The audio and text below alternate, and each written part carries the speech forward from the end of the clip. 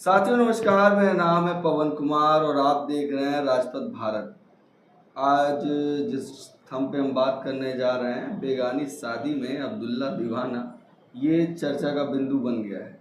क्योंकि जिस तरीके से अंबानी जी की यहाँ शादी थी, वहाँ पर जो नेता पहुँचे उन पर भी चर्चा करने की ज़रूरत है। क्योंकि जिस तरीके से दलित, शोषित, वंचित समाज की और पिछड़ा वर्ग, आदिवासी और माइनॉरिटीज़ की बात करने वाली जो पार्टियां थी, उन्होंने जाके पूंजीवादियों के बीच में अपने आप को सरेंडर कर दिया, ये शादी में साफ साफ दर्शा रहा था। जिस तरीके से तमाम राजनीतिक पार्टियों को दावत दी गई, तो चर्चा का बिंदु ये था कौन कौन आएगा, मगर वहाँ पर सबसे बड़ी बात ये नज़र आई कि लोग पहुँचे कौन कौन थे। चाहे वो ममता बनर्जी हों, चाहे वो अखिलेश यादव हों, उनका परिवार हो।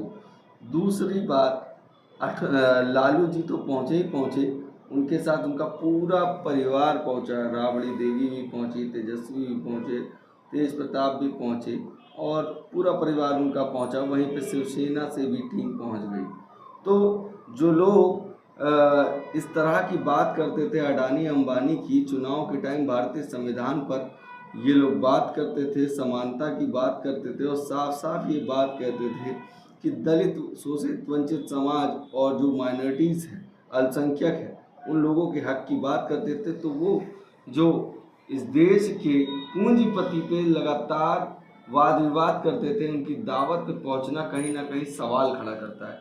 हमारे साथ हमारे साथी खालिद भाई मौजूद हैं, उनसे हम बात करेंगे इस विषय पे और जानने की कोशिश करेंगे कि कैसे देखते हैं इस नज़रिए को। कि खालिद भाई भी अल्पसंख्यक से बिलोंग करते हैं, उनका क्या नज़रिया है ये भी जानते हैं। खालिद भाई, जिस तरीके से अल्पसंख्यक समाज की बात करना और उनके मुद्दों पे बात करना और वहीं पर उस शादी में जाना जिनको लगातार आप कटाक्ष कर रहे थे, और इंडिया अलायंस के वो जो गठबंधन में जो खास व्यक्ति थे, चाहे लालू जी की टीम हो, चाहे अखिलेश जी की टीम हो, ये सब वहाँ मौजूद है। कैसे देखते हैं? देखिए पवन भाई, आपने जो मुद्दा छेड़ा है, ये मुद्दा बहुत ही अलग ही दिखाई पड़ रहा है। क्योंकि जो लोग मंच से ये चिल्ला रहे थे कि अडानी अंबानी महंगाई की बात कर रहे थे, आज वही लोग दावत उड़ाने के लिए अंबानी की लड़की की शादी में पहुँचे, जो उसके अंबानी की लड़की की जो शादी हो रही है उसमें पहुँचे। मसला ये नहीं है, या तो आप विरोध न करते और या तो आप जो है शादी में न जाते। आप विरोध भी कर रहे हैं, शादियों में भी जा रहे हैं, तो इसका मतलब कहीं ना कहीं आप गुलाम हैं, आपकी कोर दबी हुई है या बिके हुए हैं। मायावती जी को किसी ने क्यों नहीं बुला लिया?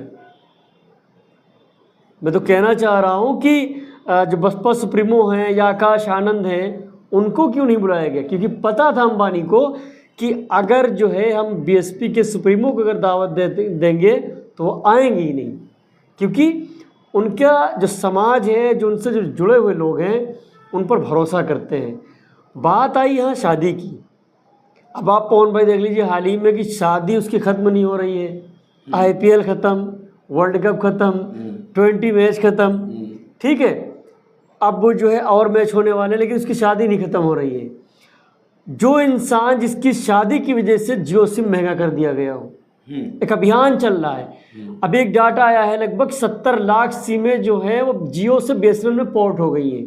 अच्छा, मेरी खुद सिमें हैं, मेरे घर की सिमें हैं, हम लोगों की सिमें हैं, उसको भी हम लोग बीएसएनएल में करवाने जा रहे हैं। और ये मुहिम छिड़ी हुई है पूरी तरीके से।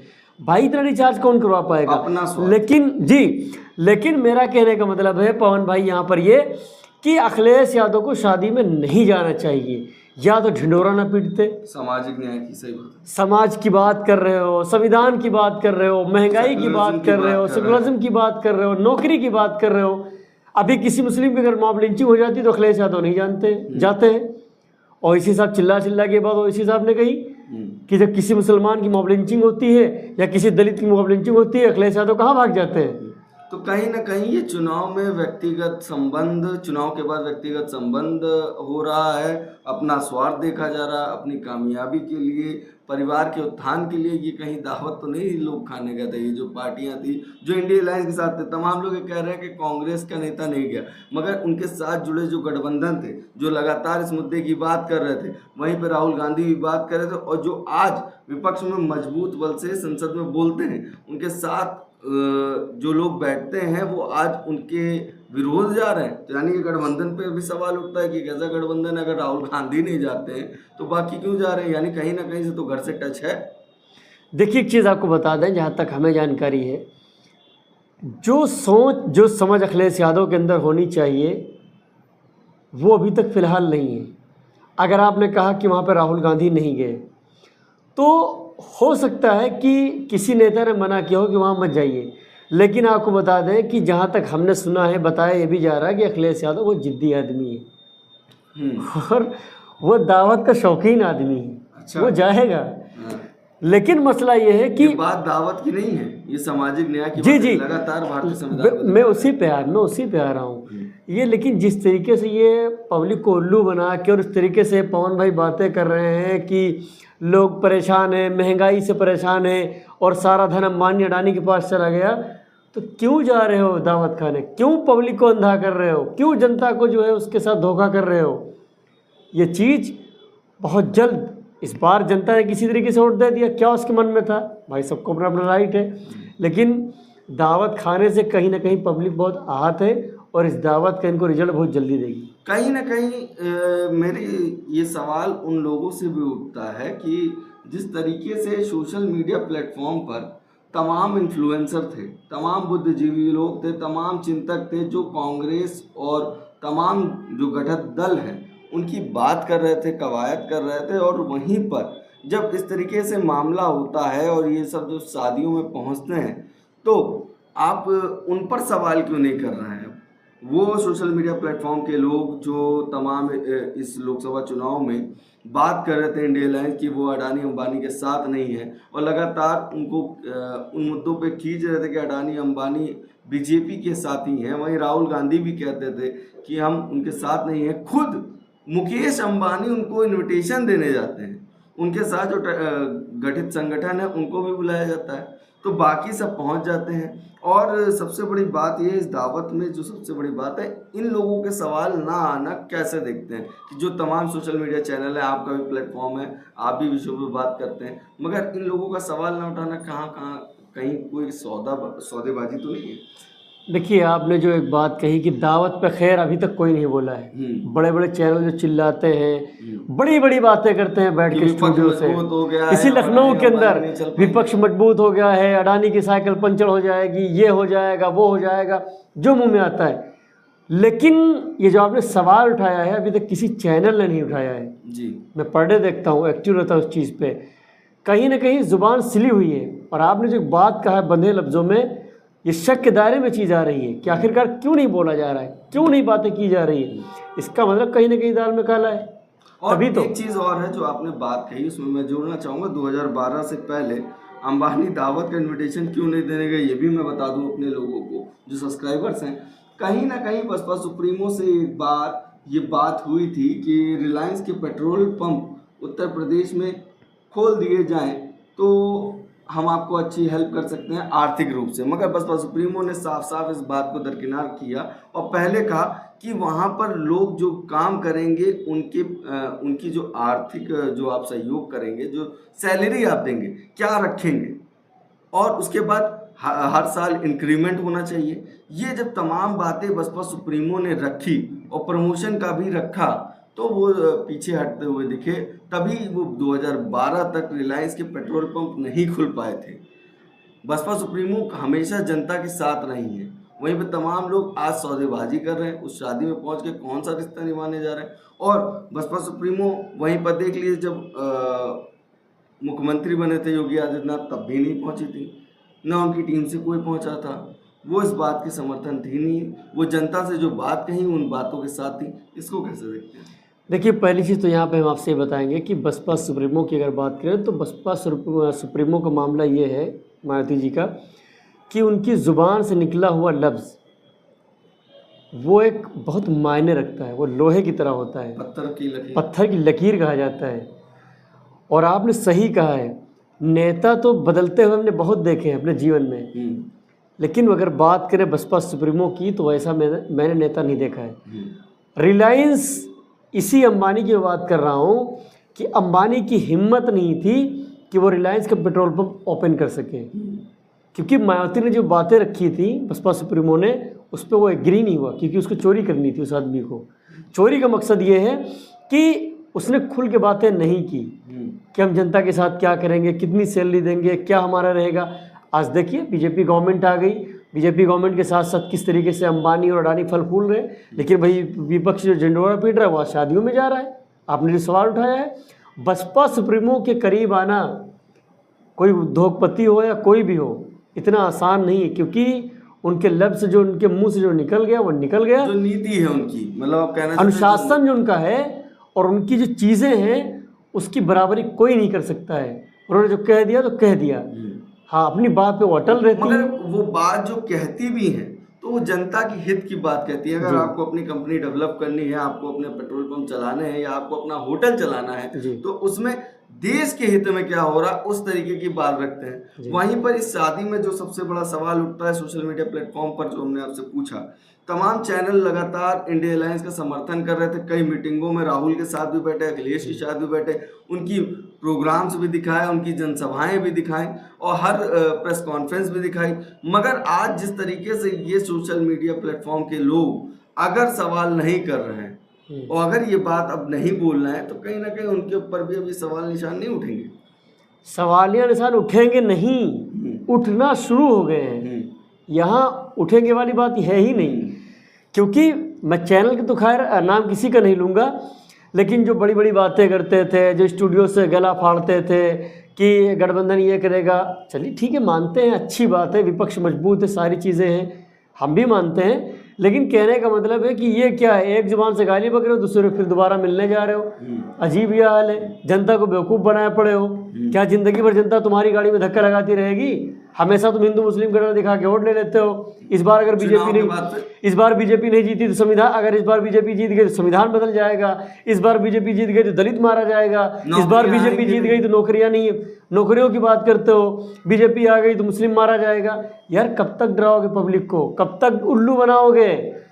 दलितों की बात तो हर कोई करता है, मुस्लिमों की बात हर कोई करता है, लेकिन जब दलित पे अत्याचार होने की बात होती है, जब मॉब लिंचिंग होने की बात होती है, तो जितने बड़े घड़ियाली आंसू बहाने वाले लोग हैं ये दूर दूर तक नज़र नहीं आते हैं। इनको सिर्फ वोट चाहिए, बस वोट की टाइम पे है ये, और उसके बाद मुस्लिम दलित मरे इनसे कोई मतलब नहीं है, जल्दी देखने तक नहीं जाते। मेरे पास कई रिकॉर्ड हैं, मॉब लिंचिंग में बता सकता हूँ आपको, वो अलग बहस का मुद्दा है। मतलब ये आप कहना चाह रहे हैं कि ये सिर्फ चुनाव के तब मुद्दे बनाते हैं और अडानी अंबानी को घसीटते हैं, उसके बाद जब दावत होती है तो खाने भी पहले पहुंच जाते हैं। वहीं पे यानी आगे भी जब चुनाव होंगे तो ये भविष्य में फिर इन्हीं मुद्दों पे आएंगे और मुद्दों पे बात करेंगे। और मुझे एक चीज़ आप लोगों से भी पूछनी है और जानने की कोशिश करनी है कि इस तरीके के वारदात ये पहली बार नहीं है, अक्सर ये चीज़ें होती हैं कि ये चुनाव के टाइम उन बातों को रखते हैं मगर भारत का संविधान दिखाते हैं। वहीं बाबा साहब का जो नज़रिया था उनको वो सामने लाते हैं, और उसके बाद कांची राम साहब का जो मिशन है उनको ये भूल जाते हैं चुनाव के बाद, उन पर ये काम नहीं करते हैं, ना ही अमल करते हैं, ना इनकी बात करते हैं। मगर इस मामले में बसपा सुप्रीमो लगातार अपनी बातों पे अड़िग रही। आज भी आप देख रहे हैं कहीं पर ना जाना और सामाजिक मुद्दों पे खुलकर बात करना। आजकल तो बसपा सुप्रीमो लगातार ट्वीट कर रहे हैं और सारे जो मुद्दे हैं, अग्निवीर का भी मुद्दा देखिए आज उन्होंने जिस तरीके से उठाया, साफ साफ ये दर्शाता है कि वो देश के हित के साथ हैं और देश के साथ हैं। जैसे उन्होंने अग्निवीर की बात की, उन्होंने अपने ट्विटर पे लिखा है, मैं तभी पढ़ रहा था, अग्निवीर की बात जिस तरीके से उन्होंने बहुत बेबाकी से रखी है, उन्होंने बेरोजगारी की बात बहुत बेबाकी से रखी है। ये मान के चलिए कि अगर विपक्ष में अगर कहीं बसपा सुप्रीमो होती, उनके सांसद जब भारी संख्या में अगर होते तो बीजेपी को एक कदम चलने ना देते, क्योंकि बसपा सुप्रीमो की यही चीज़ तो अच्छी लगती है कि अगर उन्होंने कह दिया कि मुझे शादी में नहीं जाना है अंबानी की तो नहीं जाना है। जैसे कि भारतीय जनता पार्टी आई, इन्विटेशन में नहीं गई तो नहीं गई, और नेता लाइन लगाए थे, गले लगा रहे थे, ऐसे ऐसे नेता हैं, स्वर्गीय हो चुके हैं, मैं उनके ऊपर कुछ नहीं बोलूँगा, ईश्वर उनकी आत्मा को शांति दे। यहाँ तक पहचान करा रहे हैं कि बेटा है से थोड़ा सा बच के रहिए, ये मेरा बेटा है। हाँ, वो अब आप समझ गए होंगे, बिल्कुल सही तो कह रहे हैं। उस पर हम नहीं जाना चाह रहे जिस हैं। दिन ताजपोशी जी हुई जी थी, जी, आप वो समझ गले गए मिलते हैं जी। और कान में कुछ कहते हैं प्रधानमंत्री के। जी, मैं पूछना चाह रहा हूँ इन घड़ियाली आंसू बहाने वालों से कि दलित मारा जा रहा है, दलितों के ऊपर लगातार अत्याचार जारी है, मुस्लिमों को मारा जा रहा है, नाम को लेकर टारगेट किया जा रहा है, और हाथरस मामले में नहीं गए। 122 लोगों की मौत हो गई। कहाँ गया इनका धरना प्रदर्शन, कहाँ गया इनका आंदोलन, कहाँ गई इनकी चीज़ें? क्या इनको मैदान में नहीं आना चाहिए? और वो भी बता दें आपको, अगर बसपा प्रदेश अध्यक्ष विश्वनाथ पाल अगर ना जाते, मायावती जी अगर उनको ना भेजती, तो शायद और कोई नेता वहाँ हाल भी न लेने जाता। जैसे बेबाकी से बसपा सुप्रीमो ने एक चीज़ कहा कि सरकार बचाने में लगी है, पूरी तरीके से खुल के उन्होंने कह दिया। इस तरीके से बोलना किसी के बस की बात नहीं है।